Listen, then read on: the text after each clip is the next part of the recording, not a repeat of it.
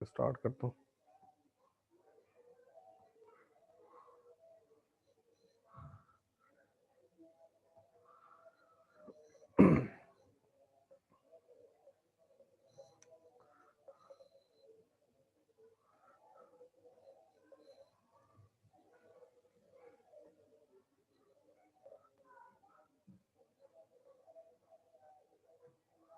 जी बेटा सिर्फ एक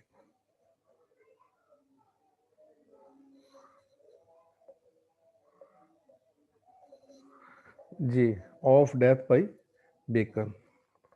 इसमें ये क्या चीज़ें वो जो है ना डिस्कस कर रहा है, हमने देखा है तो वर्ल्डली विजडम के बारे में बात करता है। ठीक है जी। तो यहाँ पर उसने अपने ओपनिंग सेंटेंस के अंदर ही बता दिया है कि man fears death as children fear go into the dark and as the natural fear in children is increase with tales so is the other. Definitely वो कहता है कि जिस तरह मतलब फियर के साथ इंसान इस तरह डरता है जैसे बच्चे जो होते हैं वो अंधेरे के साथ, क्योंकि बच्चों को ये बताया जाता है ना कि अगर आप लोग अंधेरे में जाओगे तो गोस्ट हैं, वहाँ पर चुड़ैलें रहती हैं, वहाँ पर विचेस रहती हैं। तो वो सारी चीज़ें जो है ना वो बच्चों के लिए, तो मौत में भी हमने चूंकि इसको एक्सपीरियंस नहीं किया होता, तो जो हमारे बताने वाले लोग हैं उसमें वो कहता है कि जो फियर ऑफ डेथ जो है ना वो बहुत ज़्यादा मतलब हॉरिबल होता है बजाय इसके कि जो है ना डेथ इटसेल्फ। तो उसमें अगर हम इसको ब्रीफली थोड़ा पहले एनालाइज कर लेते हैं, फिर इसको टेक्सचुअल एनालिसिस कर लेंगे, फिर इसका स्टाइलिस्टिक फीचर्स को डिस्कस करेंगे। तो there are several factors on account of which man fears death. अब वो सबसे पहले तो ये अगर हम इसको नट शेल में बयान करें तो वो मुख्तलिफ उसके फैक्टर्स बताता है। The first and most important of them is our ignorance as to what happens after death. कि हमें ये नहीं ना पता कि what exactly will happen after we become dead. Death is certainly the end of worldly life, no doubt. Worldly life तो death हो जाती है, खत्म हो जाती है हमारी वर्ल्डली लाइफ, जो फिजिकल लाइफ होती है वो स्पॉइल हो जाती है। लेकिन जो स्पिरिचुअल लाइफ है, जो हम स्पिरिट में चले जाते हैं, हमारे कहते हैं ना कि इंसान की स्पिरिट जो ऊपर चलेगी है, डेड जो उसकी बॉडी है हमने उसको अंडरग्राउंड जो है ना वो बरी कर दिया। तो death is certainly the end of worldly life, but what happens to the human soul after death is a fearful phenomena. कि हमें ये पता ही नहीं है, मिस्ट्री है ये हमारे लिए, इनिग्मेटिक है कि किसी को पता ही नहीं है। जिस तरह हमें सुनाया जाता है, बताया जाता है, तो इस तरह चूंकि मैंने आपको बताया था जो फ्रांसिस बेकन है वो एक ह्यूमनिज्म को प्रमोट करता है। वो कहता है कि मतलब सेकुलरिज्म की तरफ जाता है, मजहब से थोड़ा सा अपने आप को एक्सटिकेट कर रहा था, मजहब को जो है ना अपोज कर रहा है मजहबी आइडियाज को। तो इसलिए वो कहता है कि हम लोगों ने जितना फियर इसके साथ अटैच कर दिया है, मतलब वो कहता है कि it is natural, it's a natural course of order to be born and to be dead. तो इस तरह वो कहता है कि ये इतना ज्यादा नहीं है जितना हम लोगों ने किया। तो मतलब ये पहला अवेकनिंग ऑफ थॉट थी ना, तो ये अवेकनिंग ऑफ नॉलेज, ह्यूमनिज्म, रिनाइसांस, ये अगर हम एज को डिस्कस करें तो 16 सेंचुरी की एज है ना। तो इसके अंदर वो जो हमने चौसर में पढ़ा हिस्ट्री ऑफ इंग्लिश में, तो वो देख रहे थे ना आपके वो चीजें, आइडियाज अब सेकुलर होना शुरू हो गए थे, ह्यूमैनिटी की तरफ बढ़ना शुरू हो गए थे हमारी। तो ये वो लोग हैं जो आगे पीक पे पहुंच गए। Secondly, books of religion and legendary stories have given very horrible accounts of hellish tortures the human soul is subjected to after death in the other unknown world। तो कहता है कि ये जो स्टोरीज में बताया जाता है, हमें लोगों हमारे साथ एसोसिएट किया जाता है, वो प्रिपरेशन की जाती है डेथ की, कि जब हमें डेथ तो कहता है कि death is a natural course of order, it should come as all of a sudden, not with a proper preparation. तो मतलब ये देखना एक बहुत बड़ी बड़ी बात कर रहा है। हम मजहब से अगर बात इस तरह किसी को ये मजहबी लिहाज से बताई जाए कि जी हमें तैयारी करने की कोई जरूरत नहीं है, हमें नमाज पढ़ने की कोई जरूरत नहीं है, तो it will be very strange for anyone who will listen such an idea. तो ये देख लें कि ये कह रहा है कि मतलब जो है ना हमें जो चीजें बताई जाती हैं वो हॉरिबल अकाउंट्स होते हैं, तो उसके साथ मजहब वो बिल्कुल ऐसे खौफ अटैच कर दिया जाता है जिस तरह बच्चे जो हैं वो रात के साथ कर लेते हैं एसोसिएट के, ना जी ना, इसमें कैटो रहती होगी, इसमें बिल्ली रहती होगी, इसमें शेर आ जाएगा, इसमें कोई परी आ जाएगी, इसमें डराने के लिए जिन्न आ जाएगा। तो देखे ना इसी तरह मौत के साथ भी हम लोग एसोसिएट करते जाते हैं, क्योंकि डेथ इज कंपेयर्ड विद जो है ना darkness. Thirdly, very frightening and blood curdling accounts are given of actual process and occurrence of death। तो कहते हैं कुछ ऐसे लोग भी हैं जो बड़ा मतलब फ्लॉन्ट कर रहे होते हैं, हाँ जी ये हो गया डेथ के, हमें बहुत ज्यादा मतलब पेन होती है, जैसे अपने अंगूठे का वो नाखून दबाने के साथ आप देखें आपको कितने पेन होती है, तो पूरी बॉडी का जो मतलब जो है ना जब रूह छोड़ती है तो फिर कितना पेन होता होगा। मतलब it's a horrible account which associated with. And fourthly अगर वो हम इसको ब्रीफली देखें तो फोर्थली वो बड़ा पॉइंट ये बता रहा है, the scene around the dying person is usually so fearful and dismal that a very thought of it chills our blood। वो कहता है कि ये जो हम लोग इतना एगोनाइज हो जाते हैं, ग्रोन्स, रोना, convulsions, discolored faces, friends are weeping and blacks and obsequies, इस तरह की रस्में होती हैं, and the like show death terrible। तो कहते हैं कि इससे मौत और ज्यादा जो साइट है वो बहुत हॉरिबल हो जाता है। तो यकीनन but death is not actually so dreaded a thing as it is generally believe to be. लेकिन वो कहता है कि शायद इतना नहीं है जितना हम लोगों ने उसके साथ फियर, एक जो है ना हमारा अननोन फॉर जो है ना वो मिस्ट्री अटैच कर दी गई है, इतना नहीं है according to the Bacon. There are many human passions which are stronger than the fear of death. अब कहता है कि कुछ ऐसे हमारे इमोशंस हैं, कुछ हमारे ऐसे पैशन हैं जो ओवरकम कर सकते हैं फियर ऑफ डेथ को। मसलन रिवेंज, रिवेंज में ये होता है इंसान मतलब कहता है कि मेरी जान चली भी जाएगी लेकिन मैं बदला जरूर लूंगा, तो it is a resolution, right. तो even though it's an evil but still एक ऐसा इंसान के अंदर रिवेंज, वो एक ऐसा इमोशन होता है जिसमें ये बंदा कहता है कि मेरी जान भी चली जाए तो इसका मतलब हुआ कि वो मौत से भी बढ़ के है, ठीक है जी, उसका खौफ जो है ना वो ओवरकम कर जाता है। लव, लव के अंदर इंसान अपनी जान ले भी लेता है किसी की और अपनी जान दे भी देता है। ऑनर, ऑनर का मसले के अंदर भी इंसान जो है ना इस पोजीशन पे पहुंच जाता है कि वो मौत को गले लगा सकता है। Grief and the passion for martyrdom are the stronger than the fear of death. तो कहते हैं कि हमारा एक देखे ना पेट्रियोटिज्म के अंदर हमारा होता है कि हम शहीद होना है, तो शहादत का जो जज्बा है वो कहता है कि ये फिर मौत को कहीं डिफीट कर देता है। तो इसलिए वो कहता है कि क्यों हम लोगों ने इतना इसके साथ फियर अटैच किया हुआ है, जबकि ये तो एक नेचुरल ऑर्डर है, it's a order of the day, like the way we do not know we become born and we do not know when to die, so it's all up to God। तो तीसरे number पे आखिर पे ये अपने ऐसे के अंदर ये चीज बताता है कि the Stoics used to spend their whole life in preparing themselves for death. मतलब कि जो इस तरह के जाहद होते हैं इस तरह की क्रिश्चियनिटी के अंदर कि जी हमें ना बस मतलब मौत की तैयारी करनी चाहिए, फलां चीज करनी चाहिए, ये लोगों को ये करना चाहिए, तो कहता है कि ये लोग जो है ना मौत का फियर अपने ऊपर ओवरवेलम कर लेते हैं। अगर वो थोड़ा सा इसको सेट असाइड कर दें तो may be they would not be so much, जो है ना इतना ज्यादा ना हो जितना कि वो कर रहे हो, वो मतलब जो चीज़ों को फ़ील, ठीक है जी। उसके बाद हमारा है कि this made death for more fearful than it actually is. तो इस तरह यकीनन वो मौत जो है उससे कहीं ज़्यादा अपनी एक्चुअल नेचर से कहीं ज़्यादा खौफनाक लगती है। Bacon says the death is simply a natural process and nothing more. वो कहता है कि ये एक इतना ज़्यादा मतलब जो है ना इसमें नहीं है, ये it's a natural order of the day. A good man is loved and admired more after death than when alive. उसके बाद आखिर में ये फायदा बताता है कि हमारे जो डेथ के बाद मतलब देखे ना, जब हम जिंदा होते हैं लोग हसद कर रहे होते हैं, अल्लाह करे इससे ये दौलत छिन जाए, अल्लाह करे इससे ये स्टेटस छिन जाए, अल्लाह करे इससे ये फेम छिन जाए। लेकिन जब हम मर जाते हैं ना तो हम स्पिरिट बन जाते हैं, तो हम कहते हैं हाँ जी ये बहुत अच्छा इंसान था। तो मतलब वो कहते हैं कि डेथ की एक फायदा ये भी है कि पॉपुलैरिटी इंक्रीज कर देता है इवन अमंग योर एनिमीज। तो इस तरीके के साथ उसने डेथ को मतलब खूबसूरत तरीके के साथ बयान किया है और इसके स्टाइलिस्टिक फीचर भी हमने देखे हैं, ठीक है जी। तो इसमें काफी सारी चीजों को कंपेयर करता नजर आ रहा है, इमेजरी नजर आ रही है, सिमिलीज हैं, मेटाफर्स हैं, ठीक है जी, और पैराडॉक्सिकल स्टेटमेंट्स हैं। तो इस तरीके के साथ जो है ना ऑफ फियर जो है ना ऑफ डेथ जो है इसका ऐसे बहुत ही रिनाउंड किस्म का ऐसे है जो इसके बेकन ने 16 सेंचुरी में लिखा है और इससे ह्यूमनिज्म का एक एस्पेक्ट जो है वो हाईलाइट होता है। तो उसके अलावा जो है ना हम इसके स्टाइलिस्टिक फीचर को भी देखेंगे। अब इसको हम इसको थोड़ा टेक्स्ट को भी एनालिसिस कर लेते हैं, ठीक है जी। तो हम देखते हैं कि इसने किस तरीके के साथ चीज़ों को हाईलाइट किया है, ठीक है जी।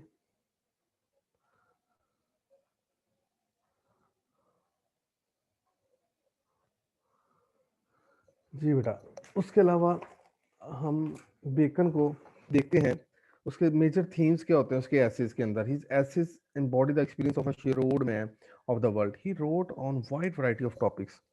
No one can imitate him और मतलब surpass him in such a quality, ठीक है जी। तो ये एक इसकी वर्ल्ड वैरायटी ऑफ टॉपिक्स हैं। आप देख रहे हैं ये डेथ है, ये एक अब्स्ट्रैक्ट चीज है, इसके ऊपर इतना टेंजिबल फॉर्म के साथ लिखना, it's a remarkable quality on the part of pros writer. मैंने कहा था प्रोज राइटर को जस्ट जज करते हैं on the form of his content and the form of his style. तो ये स्टाइलिस्टिकली भी देखा जाए तो रिमार्केबल है, ठीक है जी। इतना एफिशिएंट और इतना एफोरिस्टिक, बड़े ही थॉट्स को कंप्रेस कर देता है कुछ ही आइडियाज के अंदर, और उसके साथ साथ जो है ना हम ये चीज़ देखते हैं कि किस तरह इसका जो स्टाइल भी बहुत ज़बरदस्त है और उसके कंटेंट्स भी बड़े ही मतलब इंटेलिजेंट इंसान के लिए हैं, और जो वर्ल्डली प्रोग्रेस चाहता है इंसान उसके लिए तो बड़े ही सूटेबल हैं। तो इसमें ऑफ डेथ में हम देखते हैं कि जो है ना इस तरह लोगों को सजेस्ट कर रहा है कि उसको इसका फियर जो है मौत का इंसान को पहले से ही जो है ना ओवर पावर कर लेना चाहिए, नहीं तो ये इसका फियर आपको ओवर पावर कर लेगा। तो और जो है ना fear of death, he suggests that a person should either nip the fear of the death in the bud or at least overpower it.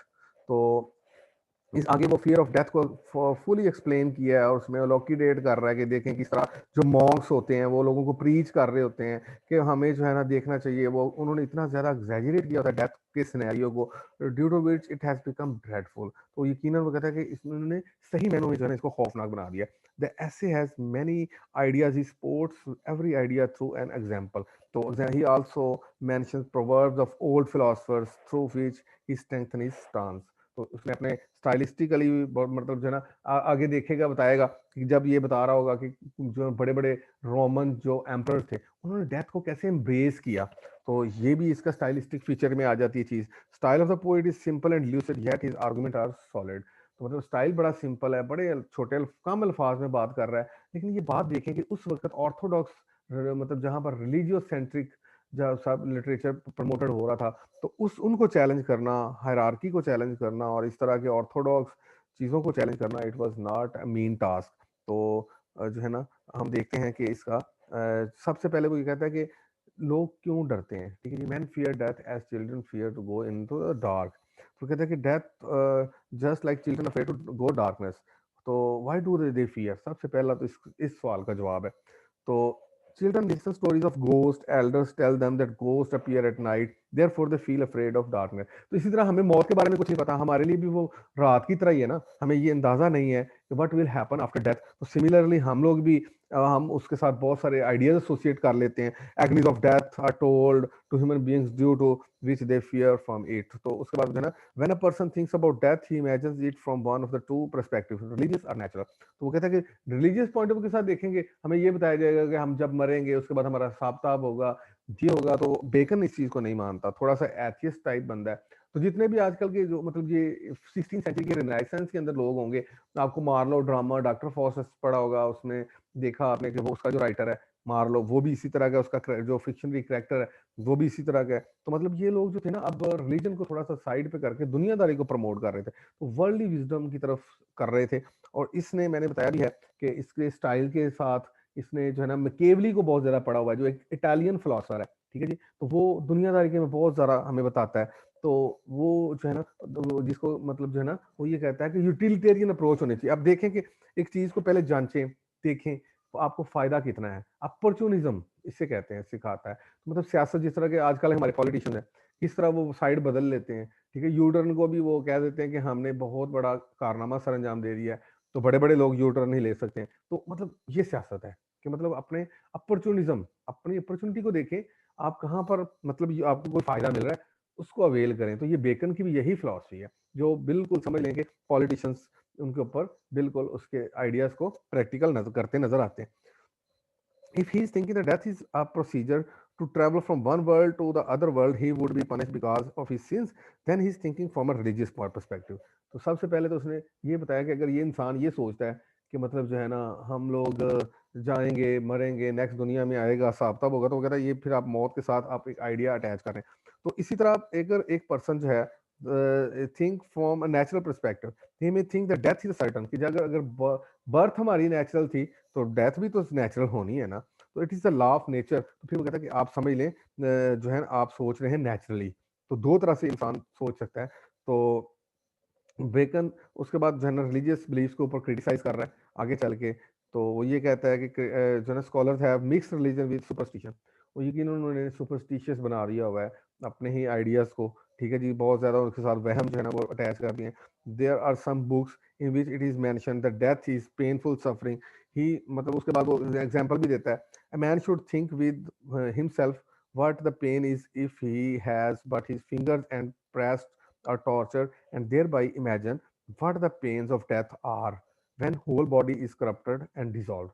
तो कहते हैं कि देखें ना, वो हमें मॉन्क्स जो होते हैं रिलीजियस स्कॉलर समझाने के लिए बताते हैं, वो कहते हैं कि हम आप जस्ट फिंगर के एंड को दबा के देखें तो कितना टॉर्चर होता है, कितनी तकलीफ होती है, हमें एग्नी को एंड्योर करना पड़ता है। तो what would happen when we have to pass through the whole life scenario, और हमारी बॉडी जब जो है ना डिसॉल्व होगी, तो व्हाट विल हैपन जब रूह जो है वो बॉडी को छोड़ेगी। तो इस तरीके के साथ जो है ना वो बहुत ज्यादा, वो कहता है कि एग्जैजरेट किया हुआ है। उसके बाद उसने ये बताया कि डेथ को, उसका कंसेप्ट जो है ना किस तरह, व्हाट इज मोर हॉरिफाइंग, वो कहता है कि डेथ नहीं है, बल्कि उसके साथ जो आइडिया अटैच किया गया वो है। ठीक है, उसके बाद वो रोमन फिलोसफर सनीका को भी रेफर कर रहा है कि जो कहता है कि इट्स कंसेप्ट जो है ना उसका डेथ का, वो जो हमने आइडिया या फियर उसके साथ अटैच किया वो ज्यादा फियरफुल है। तो when people put their feet in shoes of the person who is near to death, they become frightened. His groans, his face and his convulsions increase the fear of people। कहता है कि जब कोई इंसान मरने जा रहा होता है तो हम लोग उसके साथ पास खड़े होते हैं, तो हम become more fearful than ever before। why? Because we have prone to think कि what would happen for us। सो इस तरह वो कहता है कि जो डेड बॉडी है उसके बाद जब लोग नियर एंड डियर वन आते हैं वो रोते हैं, जिससे और ज्यादा लोगों का जो ऑन लुकर्स होते हैं उनका और ज्यादा खौफ बढ़ जाता है। तो इस तरह ये पता चला कि डेथ जो है वो इतनी ड्रेडफुल नहीं है जितना कि उसके सर्कमस्टांसेस या उसके साथ जो कंसेप्ट अटैच किया गया है। तो वो कहता है कि उसके बाद वो कहता है कि डेथ को हम फियर लेस हो सकते हैं। What can be the cause of our fearlessness. वो कहता है कि उसके हमारे अंदर इतने पोटेंशियल है, we have so much potential. वो कहता है कि जो एक पर्सन जो है वो रिवेंज लेना चाहता है, मैंने बताया भी था कि रिव्यू में भी, तो वो कहता है कि रिवेंज जो है उसको कोई डेथ का फियर नहीं होता। Even if he knows that his enemy would kill him, कि वो लेके ही रहेगा, मतलब वो अपनी ईगो को जो है सेटिस्फाई करने के लिए कुछ भी कर सकता है। तो इसका मतलब ये हुआ कि वो पर्सन जो है वो बदला लेके रहेगा। तो इसका मतलब वो उसने तो ओवरकम कर लिया डेथ के फियर को।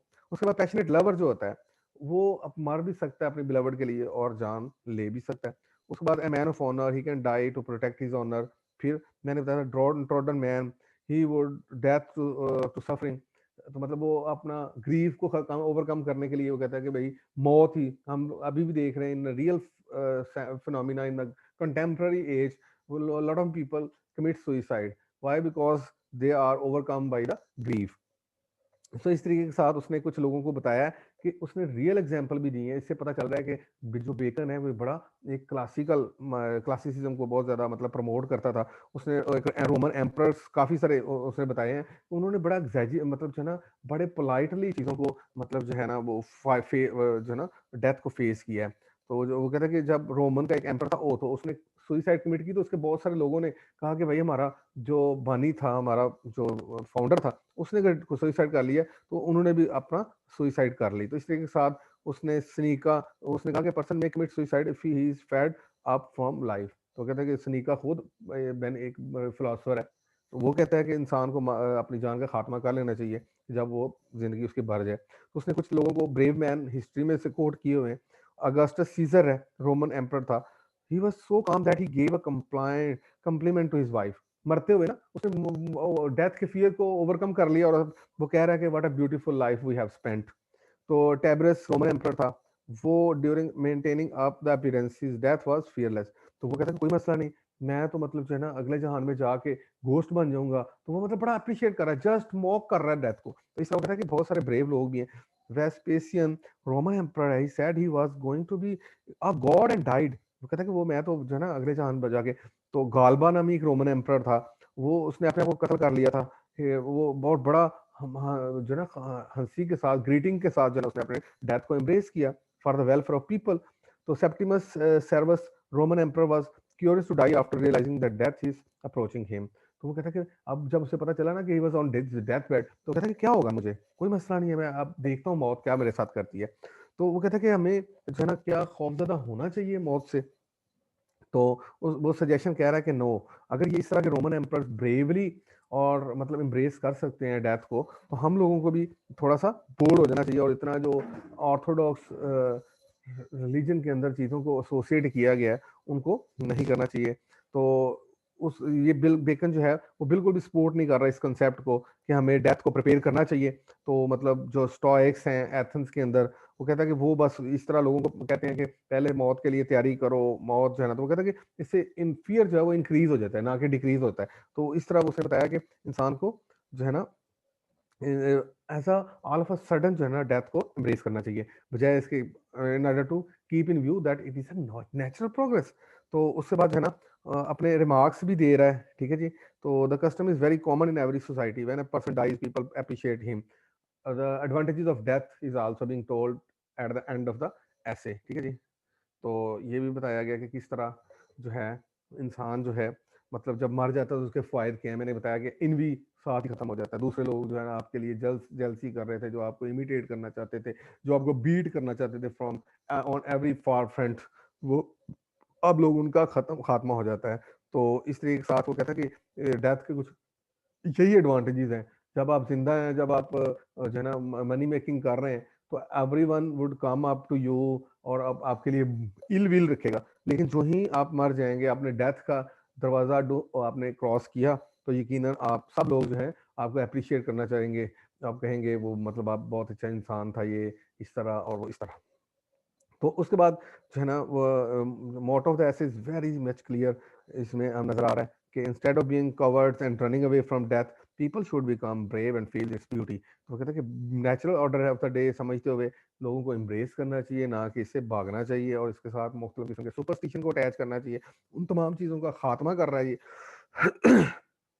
इससे पता चल रहा है कि इसको काफ़ी सारा नॉलेज है रोमन हिस्ट्री का, ग्रीक फिलॉसफी का, क्योंकि उसने कितने सारे रोमन एम्परर्स का नाम लिया है ऐसे के अंदर कि उन्होंने मरते हुए क्या क्या किया, किस तरह मतलब उन्होंने अपनी ड्यूटीज क्यूरियस थे क्या, वो मतलब फील कर रहे थे। तो कई लोगों ने डेथ को ब्रेवली एम्ब्रेस किया इन द हिस्ट्री और उन सबको कोट किया। तो इससे पता चल रहा है इसका क्लासिकल अप्रोच। मैंने कहा था ना, रेनाइसेंस के अंदर दो बड़ी सबॉर्डिनेट ट्रेंड्स थे, वो एक है ह्यूमनिज्म और दूसरा है क्लासिसिज्म। ह्यूमनिज्म में यह है कि human is centre of the universe, कि इंसानी आइडियाज जो है ना उनको सेंट्रिक रखना चाहिए, प्रो सेंट्रिक होना चाहिए। जबकि क्लासिज्म के अंदर यह है कि जो ग्रीक और दूसरे रोमन कल्चर को पढ़ें और फिर उनको प्रैक्टिस करें उनके आइडियाज को। तो ये क्लासिकल अप्रोच नजर आ रही है, इससे पता चल रहा है। तो आज जैसा कि हमें पता है, बेकन जो था एक लॉयर भी था, फिलोसोफर भी था, साइंटिस्ट भी था और पॉलिटिशियन भी था। He was a versatile genius, he was a versatile personality and he is also teaching the same thing in his जो है ना वो अपनी फिलॉसफी। और मैंने बताया भी था आप लोगों को कि इसको अलेक्जेंडर पॉप नामी 18th सेंचुरी का जो एक रिनाउंड पोइट है, उसने कहा था कि the Bacon is the wisest, brightest and the meanest of mankind. और इसकी भी रीजन मैंने आपको बताई थी कि विजडम के अंदर वो उसका कोई सानी नहीं है, no person can parallel to him. And उसके बाद जो है ना ब्राइटनेस के अंदर उसका बेहतरीन स्टाइल, कि इतनी थॉटफुल आइडियाज को बहुत थोड़े से अल्फाज के अंदर जो है ना बंद करना, ये ऐसे ही ना जैसे समुंदर को कूजे में बंद कर लेना। तो ये ब्राइटनेस जो हो रही है। और मीनेस्ट में आपको मैंने बताया भी था इंट्रोडक्टरी लेक्चर्स के अंदर कि किस तरह वो अपने दोस्तों के साथ और फ्रेंडशिप के ऐसे के अंदर भी वो बिल्कुल ऐसी ही बातें करता है। तो इंसानों को मतलब इतना नहीं होना चाहिए। Friendship is has advantage, utilitarian approach, वही मैकियावेलियन मोरालिटी के साथ जो चीजों को देख रहा है कि मतलब इंसान को फ्रेंडशिप का एक फायदा ये है कि जब आपको खुशी आती है, मतलब देखें ना वो बिल्कुल भी इमोशनली नहीं ले रहा बल्कि इंटेलेक्चुअली चीजों को जज कर रहा है। कहते हैं जब आपको जो है ना फ्रेंडशिप का फायदा ये है कि जब आपको खुशी आती है तो आप जब शेयर करते हैं तो इट जो जॉयज विल बिकम रीडबल्स, वो डबल हो जाती है। और जब आपको ग्रीफ आता है तो आप अपने दोस्त के साथ एक्सप्रेस करते हैं, तो उसका आपको एडवांटेज ये होता है कि वो आपका जो ग्रीफ है वो कम हो जाता है। तो इससे पता चल रहा है कि जो बेकन है वो वाइजेस्ट भी है, ब्राइटेस्ट भी है और मीनेस्ट भी है। वाइजनेस विजडम के अंदर तो उसने देख रहे हैं आपके मुख्तलिफ फील्ड्स ऑफ नॉलेजेस को उसने मतलब जो है ना बीइंग ऑफ लॉयर, उसने बहुत सारा कीन ऑब्जर्वेशन की लोगों की, मतलब बहुत सारा जो है ना चीज़ों को ऑब्जर्व किया। फिर being a politician he has to deal with lot of peoples issue, public welfare के लिए काम किया। लेकिन ये अब हमेशा अपने आप को, पर्सनैलिटी को सामने रखता है। वो कहता है कि पहले अपने एडवांटेज लें, फिर किसी के बारे में देखें, सोचें और मतलब जो है ना आप फिर डिटेक्ट करें चीज़ों को। तो उसके अलावा इसने जो अब्स्ट्रैक्ट फिलॉसफी है उसने बिल्कुल उसको रिजेक्ट किया है। वो कहता है कि ऐसी फिलॉसफी जिसका जस्ट मतलब जो है ना अब्स्ट्रैक्ट चीज़ों के साथ लिंक हो, उसका कोई फायदा नहीं है। ऐसी फिलॉसफी जो मैकियावेलियन मोरालिटी और इस तरह की चीज़ें जिसमें आपको वर्ल्डली बूम मिले, विजडम मिले, उसका कुछ फायदा। तो इस तरह अपनी प्रीचिंग में भी मतलब आप देख रहे हैं स्टाइलिस्टिकली सिंपल ल्यूसर्ड स्टाइल है उसका, बहुत थोड़े अल्फाज में बहुत बड़ी बड़ी बातें कर जाता है। और थॉट में देख रहे हैं आप कि बहुत ज़्यादा इंटेलेक्चुअल है और वो बहुत ज़्यादा सेकुलर भी है। ठीक है, रिलीजन को ज़्यादातर उसने टारगेट किया है। तो अगर हम इसके आइडियाज़ को समझना चाहें तो हम इसको इस पॉइंट ऑफ व्यू के साथ देखेंगे तो इंशाल्लाह हमें ये काफ़ी अच्छे तरीके से। तो इस तरह वो कंक्लूड ये करता है कि मतलब जो है ना, हमें डेथ को, फियर को ओवरकम करना चाहिए, बजाय इसके कि डेथ के फियर से हमें मतलब जो है बहुत सारी चीज़ों को एसोसिएट करना चाहिए। तो इस तरीके के साथ अपने शॉर्ट, पिथी और हाईली ऑप्टिमिस्टिक मतलब स्टाइल के साथ हमें जो है ना वो बहुत ज़्यादा इम्प्रेस करता है, और हम इसके डेथ वाले ऐसे को इस तरह देखेंगे तो हमें कुछ कई कई चीज़ें मतलब डिफरेंट तरीके के साथ नज़र आएंगी। तो ये एक इंसान जो है वर्ल्ड वाइज मैन है, ठीक है जी। उसके बाद इसकी क्लासिफिकेशन ऑफ एसेस को देखें तो इसने मॉरल और एथिकल ऐसे भी लिखे हुए हैं, रिलीजियस और मेटाफिजिकल, मतलब इसकी वाइड वैरायटी ऑफ रेंज है, ठीक है जी, ऐसे के लिखने की। तो पॉलिटिकल एसेस को भी लिखा हुआ है, जैसे मतलब ऑफ सेडिशन, ठीक है जी, ऑफ जो है ना ग्रेट स्टेट्स, ठीक है जी। पॉलिटिकल ऐसे ये आ जाते हैं, ऐसे dealing with the domestic relation of parents and children, ठीक है जी। तो जिस तरह ये कहता है जो है ना, क्या children Sutton the labour but they make misfortune more bitter, ये एक पैराडॉक्सिकल स्टेटमेंट है। इसमें भी आपको समझने में आसानी हो जाएगी। मतलब देखिए ना कि किस तरीके के साथ स्वीटन और बिटर दो अपोजिंग एक सिंटेक्स के अंदर डाली गई चीजें हैं, ठीक है जी। स्वीटनेस आप समझते हैं मीठा, और कड़वा, तो मतलब ये एक इसके स्टाइल में भी आ रही बात, और एक इसकी केवल मोरालिटी को भी शो कर रहा है। तो इस तरह इसने हर लिहाज से मतलब चीज़ों को लिखा है। और इसका जो है ना, उसके अलावा इसने those dealing with the special social ties between him and man, तो मतलब फ्रेंडशिप वाला, तो मतलब इसके वाइड वैरायटी ऑफ रेंज है ऐसे की लिखने की और चीज़ों को कन्वे करने की। और इस तरीके के साथ जो है ना ये कमाल तरीके के साथ इन चीज़ों को लिख देता है। तो इस लिहाज से हमने स्टाइलिस्टिकल फीचर भी इसके यूनिक है, और इसका थॉट कंटेंट वाइज भी हम देख रहे हैं कि मतलब उसने डेथ को जो है ना, डेथ हैज, जिस तरह एंड में देखें, death has this also that it open the gate to fame and extinguishing envy extinguish, जो है ना वो इसकी ट्रांसलेशन लिखी हुई है, he who was envied when alive will be loved when dead. तो देखें ना, उसका वो कहता है कि एडवांटेज भी है डेथ का। अगर हम इसके साथ सिर्फ डिसएडवांटेजेस शो करेंगे जी, लाइफ खत्म हो जाती है और दोबारा अपॉर्चुनिटी नहीं मिलती हमें चीज़ों को रिटेक करने की, तो वो कहता है कि ये चीज़ें जो है ना, वो इन चीज़ों को भी वो बता रहा है, दिखा रहा है, ठीक है जी। तो उसके अलावा आप लोग प्लीज़ जो है ना वो इसकी स्लाइड भी शेयर कर लीजिएगा स्टूडेंट्स के साथ, ठीक है जी। अटेंडेंस भी शेयर कर लीजिएगा, मुझे क्योंकि मैंने अटेंडेंस लगानी होती है। तो अगर आप लोगों के पास कोई क्वेश्चन है बेटा इससे रिलेटेड, मैंने स्टाइल को भी बता दिया, इसके कंटेंट्स को भी बता दिया, इसकी वर्ल्ड विजन के बारे में बता दिया। इंशाल्लाह इसका एक लेक्चर रह गया, उसके बाद ये खत्म हो जाएगा और हम नेक्स्ट जो है ना गोलिवर ट्रैवल की तरफ चलेंगे, ठीक है। जोनाथन स्विफ्ट का जो है वो प्ले है, तो सॉरी वो उसका वो वॉयज ट्रैवल है, ठीक है जी। तो उसमें वो गॉलिवर्स ट्रैवल उसका एक फिक्शनरी कैरेक्टर है, उसके बारे में इंशाल्लाह ताला हम एक लेक्चर के बाद उसको स्टार्ट कर लेंगे और उसको भी इंशाल्लाह हमने जल्द खत्म करना है। तो इससे रिलेटेड जो आपके कोई क्वेश्चन है, इसका एक ऐसे रह गया है ऑफ सिमुलेशन एंड डिसिमुलेशन, ठीक है जी। इसको करने के बाद ये कंक्लूड हो जाएगा और उसके बाद मैंने बताया जैसे कि गोलिवर्स ट्रैवल जो है ना वो हमारा स्टार्ट हो जाएगा, ठीक है जी। तो वो डिफरेंट वायु जिसके ऊपर उसका कैरेक्टर जाता है वो मैं इंशाल्लाह उसको नेक्स्ट इंट्रोड्यूस कराऊंगा। इससे रिलेटेड आपका कोई क्वेश्चन है तो मुझे आप कर सकते हैं प्लीज। जी बेटा।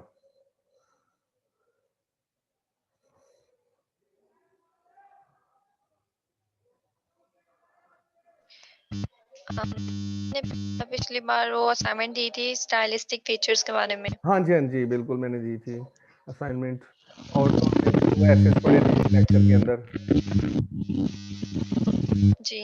हाँ जी, हाँ जी, तो आप लोगों ने अभी तक मुझे ज़्यादा असाइनमेंट्स नहीं दी, ठीक है जी। तो आप लोग बनाएं उसको जल्दी से जल्दी और प्लीज सेंड करें। ये नॉइज आ रही है बेटा किसी के स्पीकर। मैंने कहा मैं कुछ ज्यादा समझ नहीं आई क्लियर, तो आप उसके बारे में असाइनमेंट के बारे में थोड़ा सा गाइड हाँ कर जी दें। बेटा, स्टाइल में मैंने अभी आपको चीज़ें बता भी रहा हूँ। उसमें मैंने स्टाइल के, मैं इंट्रोडक्शन में भी आपको हैंडसमली बताया था कि स्टाइल के अंदर क्या क्या चीज़ें, फर्दर भी बता दूंगा। तो ये है कि स्टाइल के अंदर क्या क्या चीज़ें आ रही हैं और आपको वहाँ पर कौन कौन सी चीज़ें जो है ना, वो उस दिन हमारे कौन कौन से ऐसे थे। एक हमारा था ऑफ स्टडीज, तो हमारा पहले हो चुका था, ठीक है जी। कौन कौन से 2 ऐसे थे, उसमें मैंने कहा था कि अगर आप स्टूडेंट्स ने किन चीज़ों के बारे में मतलब आपको स्टाइल नज़र आ रहा है, मतलब पैराडॉक्सिकल स्टेटमेंट कोई नज़र आ रही है, कुछ सिमिली सिमिली मैंने बताया था कि जब कुछ जो 2 चीज़ों को कंपेयर किया जाता है किसी चीज़ एज या लाइक के साथ, और जब किसी को डायरेक्टली किसी चीज़ को कर दिया तो वो मेटाफर है, फिर पैराडॉक्सिकल इसकी स्टेटमेंट है। इन तमाम चीज़ों के ऊपर मैंने कहा था कि आप देखें, गौर करें, अगर आपको वो चीज़ें नज़र आ रही हैं तो उसके स्टाइलिस्टिक फीचर को हाईलाइट करें और बताएं कि ये इन 2 एसेज के अंदर जो पर्टिकुलर गिवन एसेज थे उसके अंदर बेकन का क्या स्टाइल है। तो आप करें, बताएं मुझे, ठीक है जी। तो उसके अलावा इमेजरी का भी मैंने बताया था कि जो वर्ड जो अब हम जो भी बोल रहे हैं, फिगर्स ऑफ स्पीच, उसमें हम जो बोलते हैं उसमें वर्ड की पिक्चर बन रही होती है, तो आपको किस तरह वो मतलब उन एसेस के अंदर के स्टेटमेंट के अंदर से मतलब पैराडॉक्स नजर आ रहे हैं। जैसे अभी मैंने आपको पैराडॉक्स एग्जांपल भी दी, ठीक है जी, कि जो अबसर्ड स्टेटमेंट हो और उसके अंदर टू अपोजिंग जो है ना चीजें आ रही हो, जैसे children Sutton the labour but they make miss Fortune more bitter. तो देखिए बिटर का स्वीटन का कॉन्सेप्ट आ रहा है, तो ये एक पैराडॉक्सिकल स्टेटमेंट, इस तरह की कुछ स्टेटमेंट आपको नजर आ रही है, उसको देखें। इमेजरी नजर आ रही है, वर्ड पिक्चर नजर आ रही है, हमारी 5 सेंसेस है, 5 तरह की मतलब इमेजरी होती है, वो अगर आपको नजर आ रही है, ठीक है, विजुअल, ऑडियो, ठीक है, गस्टेटरी, टेक्टाइल, ठीक है जी, ये हमारा मतलब टच से रिलेटेड है, ठीक है जी। तो ये तमाम किस्म की जो आपको नजर आ रही चीजें, वो आप हाईलाइट करें, उनको देखें, और सिर्फ जस्ट आपने वो देखनी है, ठीक है। अभी कंटेंट वाइज मैंने नहीं पूछा, मैंने आपको स्टाइल वाइज पूछा है, बेकन का स्टाइल 2 ऐसे के अंदर किस तरह नजर आ रहा है, तो वो आपके असाइनमेंट का जो है ना शेड्यूल है। तो और जी कुछ और बात अगर आपने पूछी है या इससे रिलेटेड कोई पूछनी है तो वो भी बता दें। सर आप बता दें कि जो हम लोगों ने असाइनमेंट्स आपको बना के सेंड की है, मैंने जो सेंड की थी हाँ जी, वो हाँ जी। सही है कि नहीं सही? बेटा सही तो है, थोड़ा आइडिया हो जाएगा ना। हाँ जी सही है, वो तकरीबन ठीक थी, ठीक है जी। जी तो बाकी जो है ना इंशाल्लाह ताला मैं उसमें ग्रेडिंग भी कर दूंगा, ठीक है जी। तो जहाँ पर कोई उसके अंदर कोई लिमिटेशन है उसको भी सर आप पहले बताएं तो सही, क्योंकि हम लोगों को स्टाइलिस्टिक फीचर हाँ जी, इतना थोड़ा आइडिया थोड़ी था। पहले आप बताएं फिर हमें, नहीं तो हाँ दोबारा बनाएंगे अगर ग्रेडिंग अच्छी अच्छी करिएगा। हाँ जी इंशाल्लाह ताला अच्छी ही करूंगा, हर जो बच्चा अच्छा काम करेगा उसकी ग्रेडिंग भी अच्छी ही होगी इंशाल्लाह, ठीक है जी। तो मैं इंशाल्लाह बाकी जी को जी सर, फर्दर जो है वो बता दूंगा, ठीक है जी। और कोई इससे रिलेटेड कोई क्वेश्चन है तो वो ठीक बता, है सर, ठीक है बेटा। इससे रिलेटेड कुछ भी नहीं है। ओके जी, फिर I am signing off, okay.